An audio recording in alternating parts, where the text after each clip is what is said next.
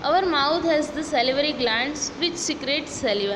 तो हमारे माउथ में टीथ के अलावा दूसरा क्या होता है? सेलिवरी ग्लैंड्स, जो सेलिवा को सिक्रेट करते हैं। Do you know the action of saliva on food? Let us find out. तो यहाँ पे आपको एक एक्टिविटी दी गई है जिससे समझाया गया है कि सेलिवा की इफ़ेक्ट हमारे फूड में क्या होती है।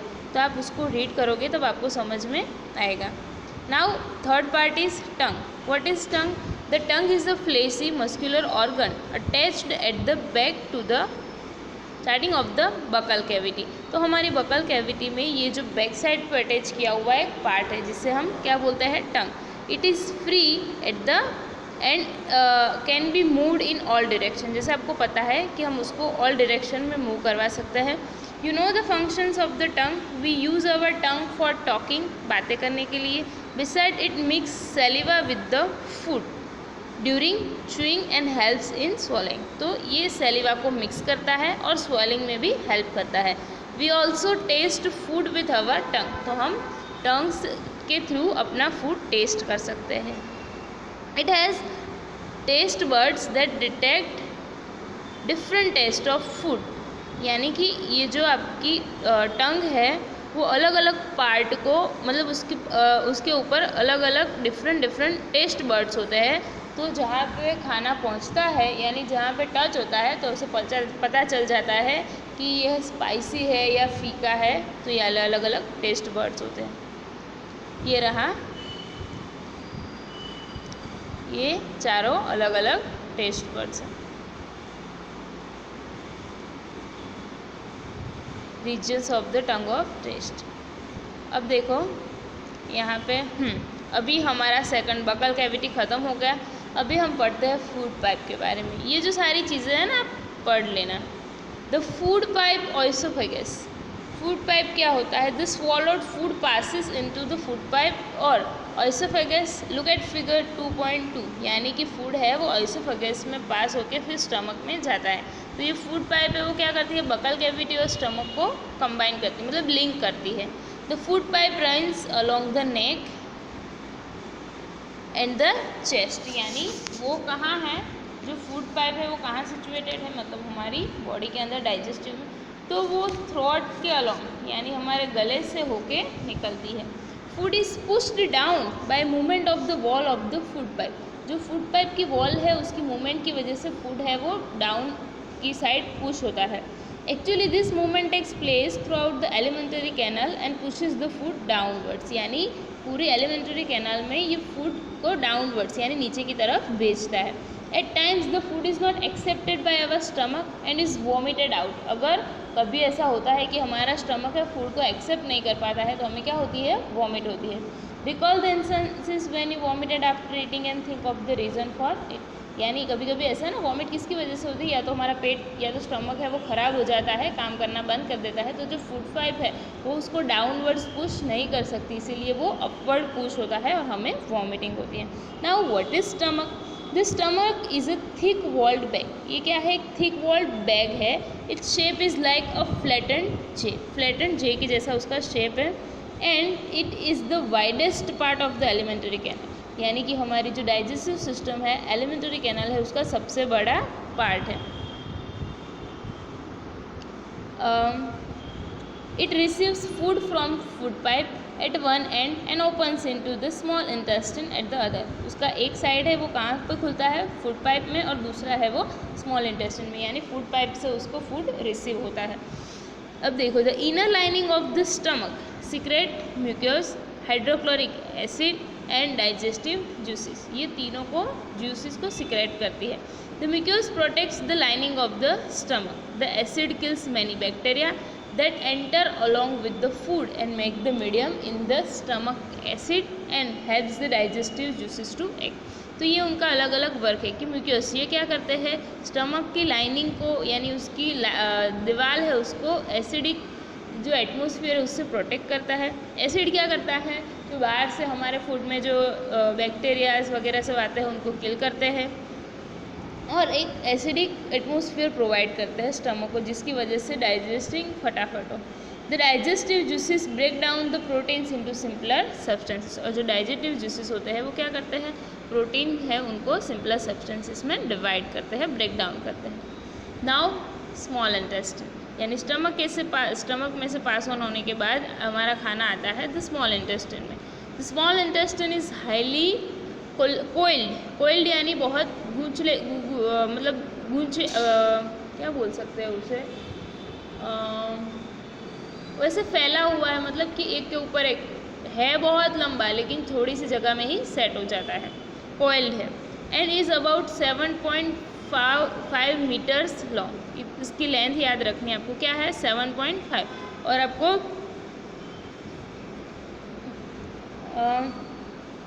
लार्ज इंटेस्टिन की भी याद रखनी है। लार्ज इंटेस्टिन की होती है 1.5 metre long.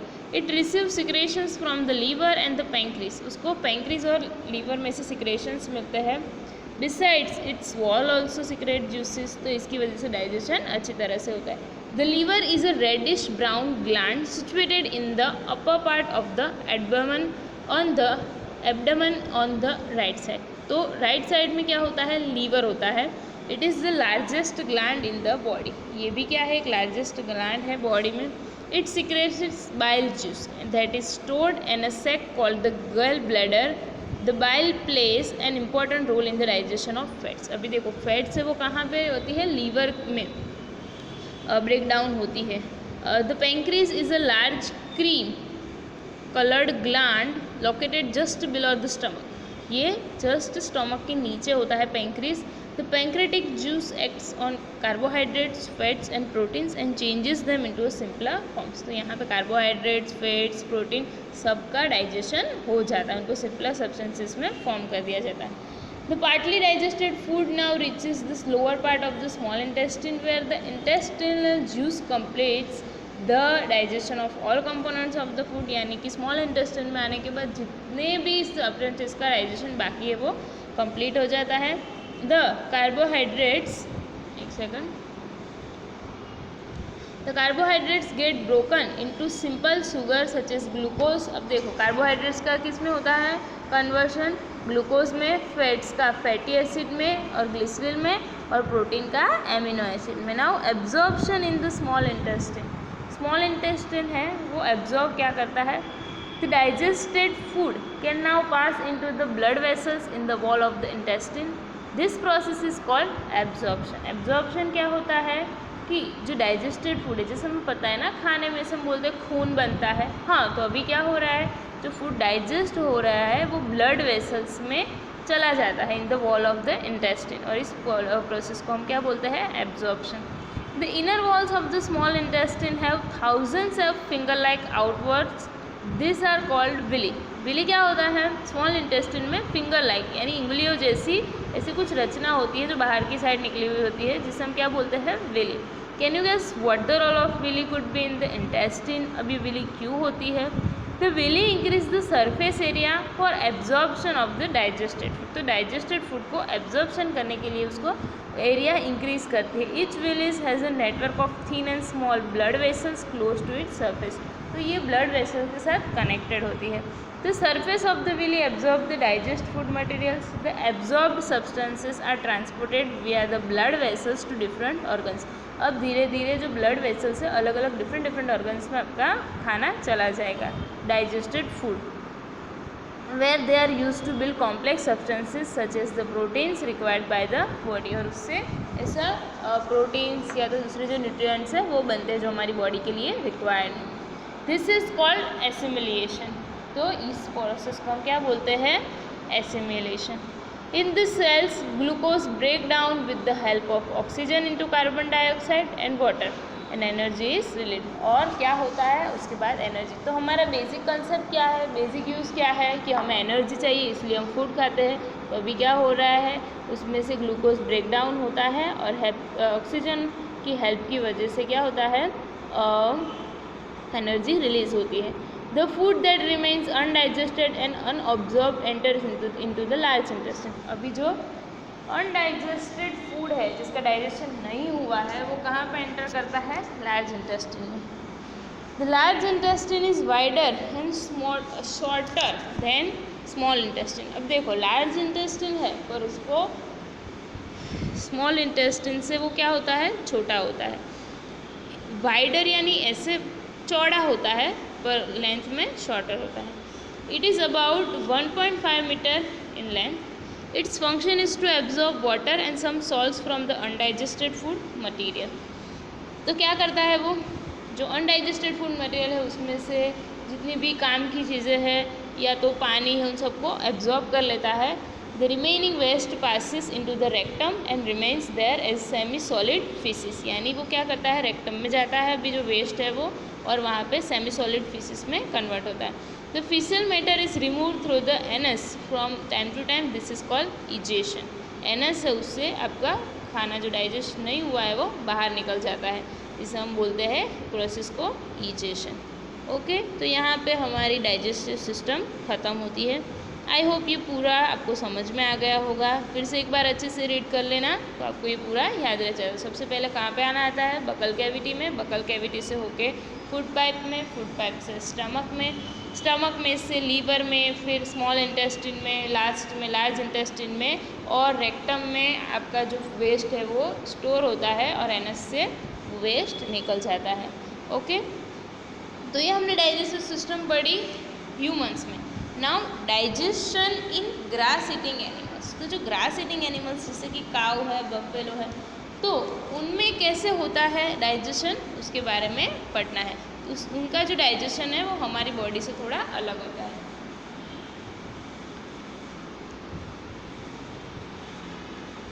Have you observed cows, buffaloes and other grass eating animals chewing continuously? Even they are not eating. हाँ, हमने अगर आप देखते हो तो दोपहर के टाइम पे या तो फ्री टाइम में कभी आपने देखा हो तो जो गाय होती है वैसे बैठी बैठी खाना नहीं खा रही है, उसके आजू बाजू कुछ खाना नहीं है फिर भी वो चबा रही है. और आपने सुना भी होगा बेसिकली वो क्या करते हैं कि जब खाना मिलता है तब उसके टाइम पे खा लेते हैं, चबाते नहीं हैं. फिर जब फ्री होते हैं तो वो चबा सकते हैं क्योंकि उनकी बॉडी में ऐसी डाइजेशन सिस्टम होती है. हमारी बॉडी में ऐसा नहीं. हमारी बॉडी में क्या है, हमारे अगर खाना है तो उसको पूरा चबा के ही खाना पड़ता है. ठीक है. Actually they quickly swallow the grass and store it in a part of the stomach called rumen. अब देखो वो क्या करते हैं, डायरेक्टली उसको स्वॉलो कर जाते हैं और फिर क्या करते हैं, वो स्टमक का एक पार्ट है जिसे हम बोलते हैं रुमेन. फिगर आपका अभी मैं दिखा रही हूँ उसमें है, फिगर 2.9 में ये रहा रुमेन. सॉरी, यहाँ पे आप देख सकते हो इसमें ये रुमेन है लिखा हुआ है ना, तो वहाँ पे स्टोर होता है. It stores partially digested and is called cud. यानी कि क्या करता है, एक second, here the food gets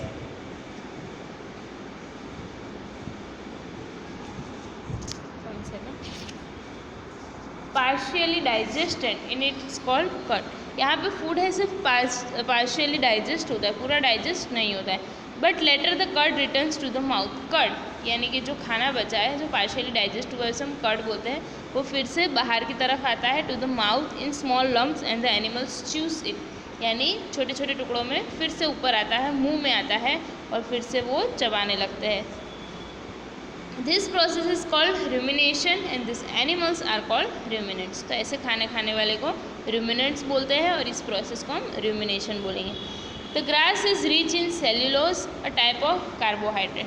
तो जो ग्रास है वो उसमें ज़्यादा क्या होता है, सेल्यूलोज होता है और एक कार्बोहाइड्रेट का टाइप है.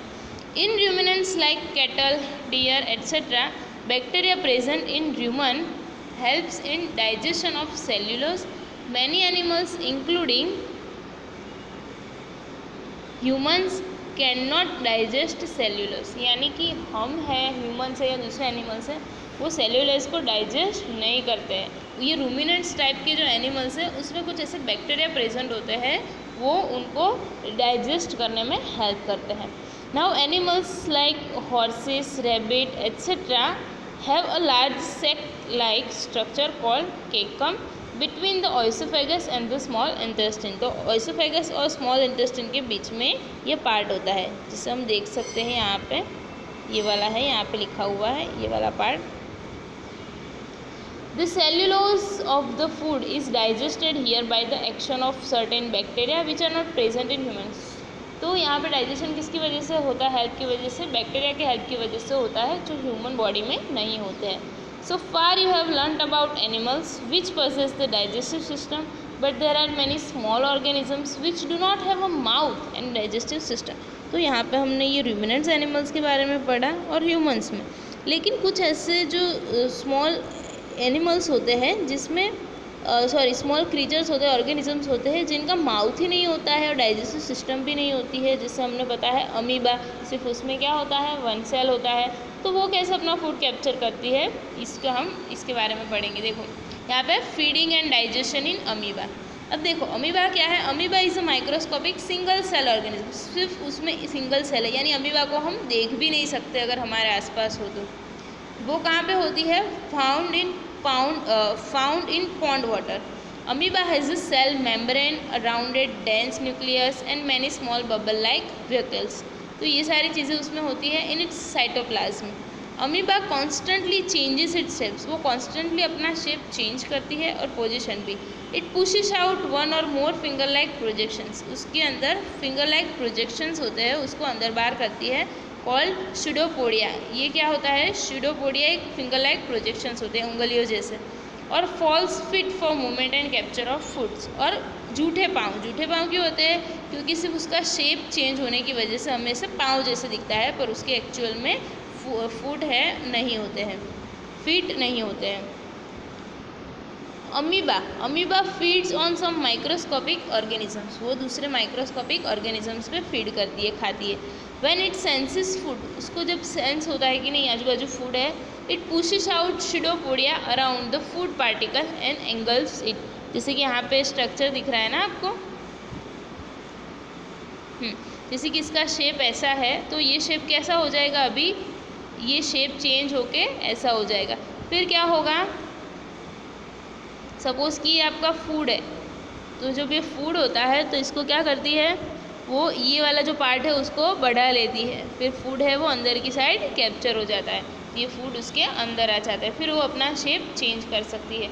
तो उसकी वजह से ये उसका मुंह में आ जाएगा और फिर वो फूड को डाइजेस्ट कर लेगी। The food becomes trapped in a food vacuole. Digestive juices are secreted into the food vacuole. They can act on the food and break it down into simpler substances. और क्या होता है? Simpler substances में food है वो break down हो जाता है। Gradually the digested food is absorbed. The absorbed substances are used for growth, maintenance and multiplication. Multiplication यानी एक में से दूसरी अमीबा बनती है। The undigested residue of the food is expelled outside by the vacuole. जैसे वो खाना खाती है वैसे ही वो जैसे मतलब इजेस्टेड है, जो फूड काम का नहीं है उसको वेस्ट कर देती है। यहाँ पे आप देख सकते हो, देख ला है ना ये वाला, यहाँ पे सॉरी यहाँ पे नहीं हो रहा है, अब बुक में देख लेना, जो लास्ट वाला जो पार्ट है वो है। The basic process of digestion of food and release of energy is the same in all animals. तो सब में ये सेम प्रोसेस होती है, सब डाइजेशन करते हैं, इजेशन करते हैं, एनर्जी को रिलीज करते हैं। In a later chapter you will learn about the transport of food absorb by the intestine to the various parts of the body. Okay, तो यहाँ पे हमने हमारे डाइजेशन सिस्टम के बारे में पढ़ा, बाद में रूमिनेंट्स एनिमल्स के बारे में और अमीबा के बारे में भी पढ़ा। आई होप आपको ये अच्छे से समझ में आ गया होगा। Thank you.